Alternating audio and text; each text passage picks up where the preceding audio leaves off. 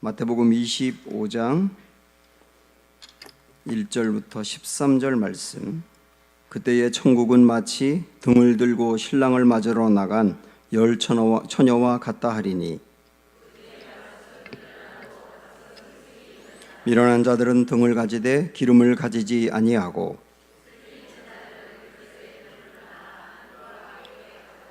신랑이 더디 오므로 다 졸며 잘세.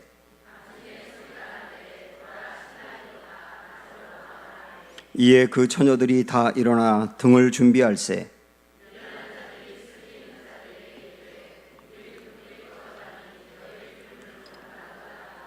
슬기 있는 자들이 대답하여 이르되 우리와 너희가 쓰기에 다 부족할까 하노니 차라리 파는 자들에게 가서 너희 쓸 것을 사라 하니,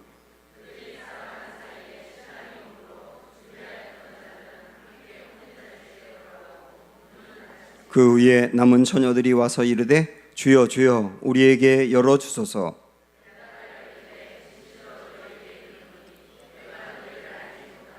같이 읽습니다. 그런즉 깨어 있으라. 너희는 그 날과 그 때를 알지 못하느니라. 아멘. 네, 이스라엘의 그 혼인제도, 혼인식은 좀 독특합니다. 일주일 정도 길게 이어질 때가 많은데요. 우선 그 신부가 들러리들과 함께 신랑을 기다립니다. 여기서 이 들러리들은 신부의 친구들이거든요. 우리나라도 결혼하면 들러리가 있는데 이 들러리는 보통 이제 어린 아이들이잖아요. 근데 이 나라는 신부의 친구들이 들러리입니다. 한창을 이렇게 기다릴 때 신랑이 오면 보통 이 밤에 결혼식이 이루어졌기 때문에 밤에 옵니다. 그러면 이제 그 신랑을 맞이하고 신랑과 신부와 들러리들이 함께 신랑의 집으로 가면서 등불을 들고 갑니다. 연등 행렬 같이 이렇게 이루어지는 겁니다. 그리고 신랑의 집에 가서 결혼식이 이루어지는 그런 형태로 되어 있어요. 그런데 오늘 본문의 말씀처럼 가끔 신랑이 아주 더디 올 때가 있습니다. 그래서 오늘 말씀에도 보면 이 신부의 이제 들러리들이 신랑을 기다리다가 너무 피곤해가지고 졸다가 잠에 들은 거예요. 그리고 갑자기 이제 신랑이 오니까 야, 신랑이 왔다. 그러니까 다 화들짝 깨어서 일어났는데 그 다음에 등불이 있지만 기름이 준비됐느냐 안 됐느냐에 따라서 슬기로운 처녀와 미련한 처녀로 이렇게 구분이 되더라는 거예요. 이게 이제 오늘의 말씀인데, 이 이야기는 2000년 전에 있었던 이 이스라엘의 혼인식의 한 장면을 보여주고 있지만, 오늘 말씀 1절에 시작하고 있는 것처럼 이랬지 않습니까? 그때의 천국은 마치 이렇게 시작하잖아요. 이 본문의 말씀이 천국 이야기를 하고 있다. 그래서 우리에게 중요한 겁니다. 누가 천국에 들어갈 수 있느냐, 이런 걸 보여주는 말씀인데, 천국을 가기 위해서 무엇을 준비할 것이냐, 이런 것을 보여주는 게 이 본문의 말씀의 핵심입니다. 그래서 우리는 먼저 이 말씀을 보면서 짚고 넘어가야 될 것이 뭐냐면, 신랑은 반드시 온다는 거예요. 이 10명의 처녀들과 함께 신부가 이렇게 기다리고 있었는데 예고는 없어요. 언제 온다는 예고는 없어요. 그러나 신랑이 반드시 왔지 않습니까? 왔을 때 한번 여러분 6절에 보시면 신랑이 왔을 때 이러지 않습니까? 사람들이 밤중에 소리가 나되 보라 신랑이로다, 이러지 않습니까? 이처럼 신랑 되시는 우리 예수님도 언제 올지 모르지만, 우리가 언제 올지 몰라서 그날을 기다리고 있지만 반드시 오실 거예요. 반드시 언젠가 오실 텐데 그 왔을 때 보라 예수님이로다, 분명히 우리에게 그럴 거예요. 보라 예수님이로다 하고 신랑이 오는 날이 있단 말입니다. 그러면 언제 올지 모르지만 반드시 그날 오시는데, 그러면 누가 그날 신랑을 맞이할 수 있겠느냐? 신랑 예수님을 맞이할 수 있는 사람이 누구이겠느냐? 이런 질문하면 이 비유의 끝에 결론이 나와 있어요. 13절 말씀 보시면 이게 결론입니다. 시작. 그런즉 깨어 있으라. 너희는 그날과 그때를 알지 못하느니라 그랬어요. 누가 마지막에 신랑을 맞이한다고요? 깨어 있는 사람이. 그런데 자, 깨어 있다고 하는 게 이게 이제 신랑을 맞이하는 준비인데, 오늘 이 앞에 5절 말씀 보면 신부와 신부의 들러리들이 10처녀가 신랑을 기다리다가 졸며 잤다 그랬어요. 졸며 잤다. 그걸 보면 깨어 있다는 것이 항상 이렇게 뜨거운 것만은 아니라는 거예요. 응? 때로 우리 신앙생활 하다 보면 우리도 이제 예수님을 기다리는 모습으로 매일매일 신앙생활 하는 것인데, 어떤 때는 좋을 때가 있고 잘 때가 있습니다. 여러분도 그렇지 않습니까? 한때 굉장히 뜨거울 때가 있는데, 아주 뜨거울 때가 있는데, 어떤 때는 푹 가라앉을 때가 있어요. 제가 오늘 예배 끝나고 나서 새 가족 한 분 양육을 했는데, 그분이 그런 얘기를 해요. 요즘은 그냥 계속 눈물만 나온다는 거예요. 말씀을 들어도 눈물, 기도해도 눈물, 매일 눈물. 저하고 얘기하는데도 수도 없이 눈물을 흘리고 휴지로 눈물을 닦아가지고 제가 휴지 한 통 사오라 그랬어요. 그렇게 눈물이 많아요. 눈물이 많다는 거 그렇게 은혜가 많다는 거거든요, 요즘 그분이. 그런데 늘 그렇지 않잖아요. 우리도 한때 언젠가 그렇게 뜨거울 때가 있었는데 이게 식기도 합니다. 열정이 있다가 어떤 일로 인해서 침체가 오기도 합니다. 이런 일들은 우리에게도 얼마든지 오는 일이고, 어떤 분은 슬럼프가 굉장히 길어요. 졸며 잤다라고 하는 말씀을 보면 꼭 이런 슬럼프라든지 신앙의 열정이 식어 있는 것이 꼭 깨어 있지 않은 것이다, 그렇게 볼 수 없다는 거예요. 그러면 여기서 깨어 있다고 하는 게 뭐냐, 우리 이걸 생각을 해봐야 되거든요. 이게 중요한 핵심인데 말이죠. 자, 여기 10명의 처녀 중에 5명의 처녀, 5명의 처녀 이렇게 둘로 구분을 하면 이 5명, 5명의 두 처녀의 공통점이 있습니다. 뭐가 있느냐? 신랑을 맞이하는 들러리였다. 똑같이 이 5처녀, 5처녀도, 그리고 두 그룹 전부 다 신랑을 기다리고 있었다. 우리도 다 신랑을 기다리고 있지 않습니까? 그리고 그들이 등을 준비하고 있었다. 두 그룹 전부 다 같이 등을 준비했어요. 그리고 둘 다 졸며 잤다. 똑같습니다. 그런데 딱 하나 차이점이 있어요. 뭡니까? 기름이 있느냐 없느냐. 오직 차이점 하나는 기름이 준비되어 있느냐 없느냐예요. 요거에 따라서 신랑과 함께 잔치자리에 들어가느냐, 아니면 신랑이 왔지만 맞이하지 못하고 버림받느냐가 결정된다는 거예요. 아, 핵심은 기름을 준비하는 거구나.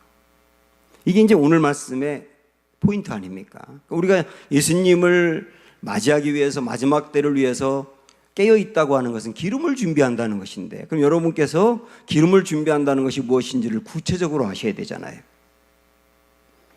기름이 뭘 의미할까? 뭘 의미할까요?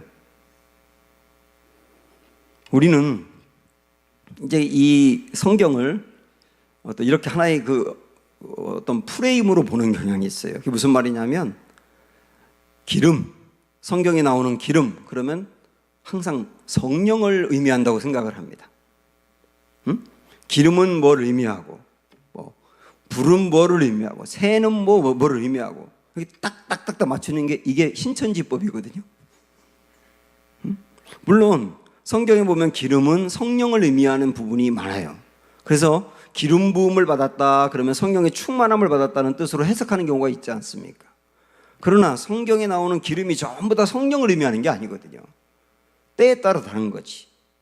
만약에 여기서 기름이 성령을 의미한다고 하면 마지막 때 주님을 맞이하기 위해서 우리가 가져야 될 깨어있는 것은 성령 충만이다, 이렇게 해석은 할 수 있어요.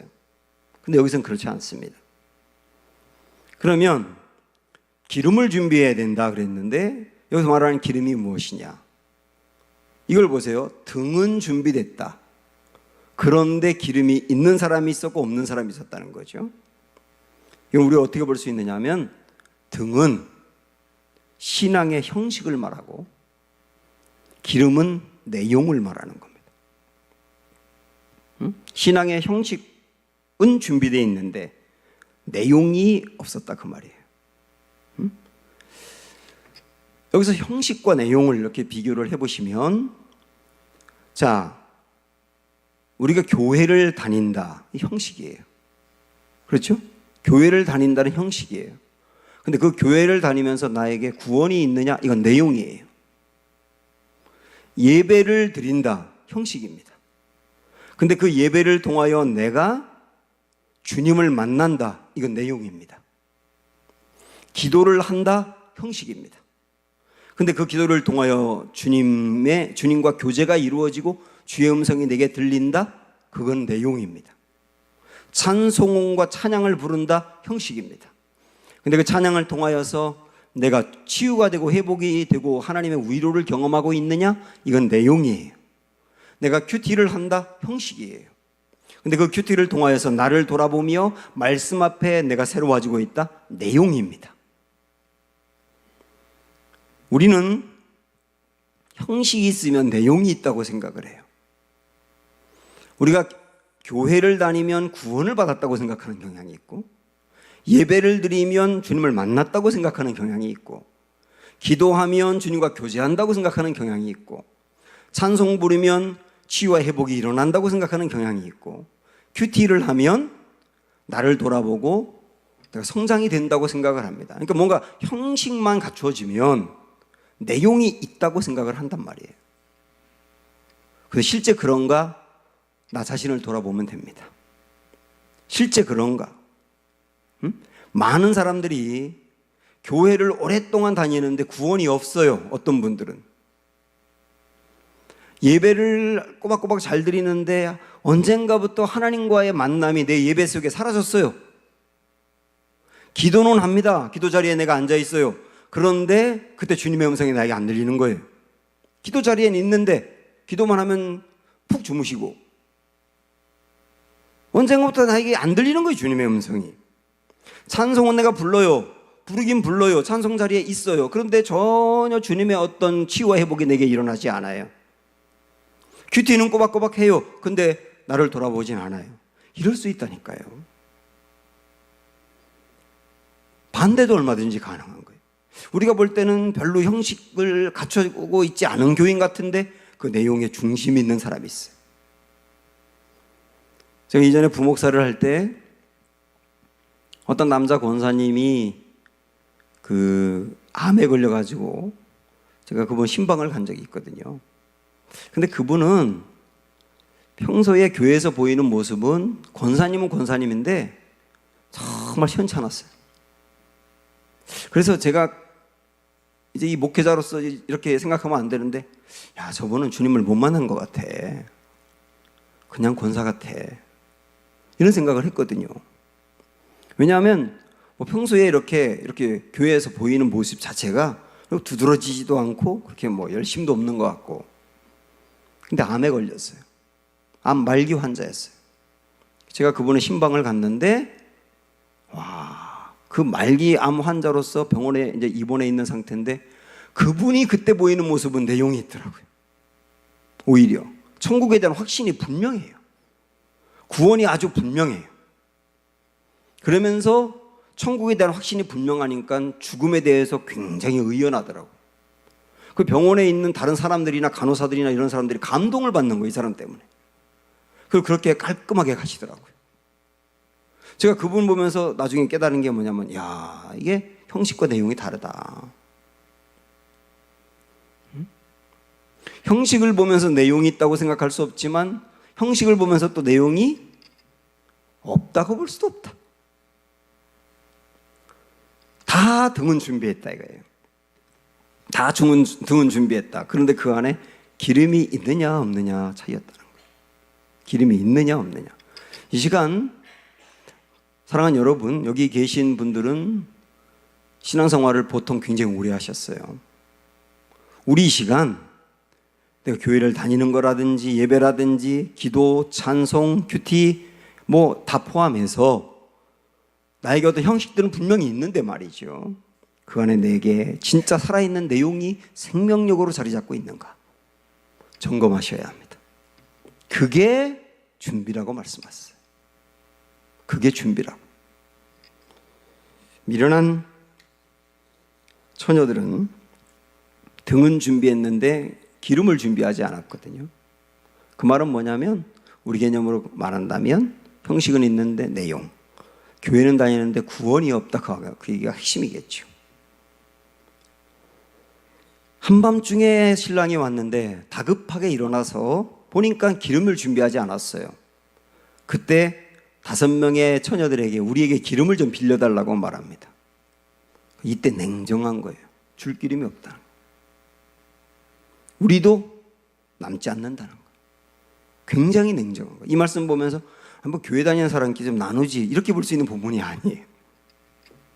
이 본문의 핵심은 우리가 너희에게 나눠줄 기름이 없다라고 말을 했는데, 그때 오늘 말씀을 보니까 10절에 보니까 그 슬기로운 처녀들은 신랑과 함께 들어갔지만 미련한 처녀들에게는 문이 닫혔다, 이런 말씀이 나와요. 문이 닫혔다. 잔치자리에 들어갈 수 있는 문이 닫혔다. 자, 이 말씀을 보면 우리가 내용을 갖출 수 있는 것도 기회가 따로 있다는 것을 말하고 있는 겁니다.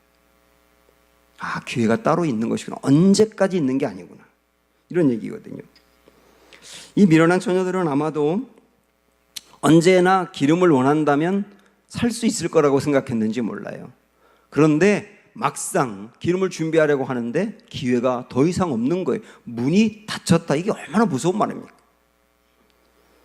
많은 분들이 내가 마음만 먹으면 나중이라도 예수님 잘 믿을 수 있다고 생각을 합니다. 지금은 내가 이렇지만 마음 먹으면 얼마든지 잘 믿을 수 있어, 이런 생각을 해요. 아이들이 내 마음 먹으면 얼마든지 나중에 공부 열심히 할 수 있어.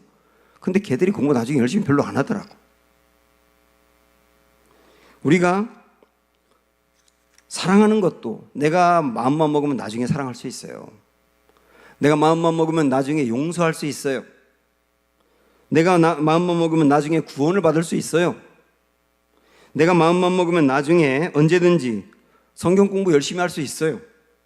내가 지금은 그래도 나중에 열심히 봉사할 때가 분명히 와요. 물론 그럴 수 있어요. 그런데 우리 주님이 뭐라고 말씀하느냐면 문이 닫히는 날이 올 수도 있다. 더 이상의 기회가 나에게 안 주어지는 그런 날이 올 수도 있다.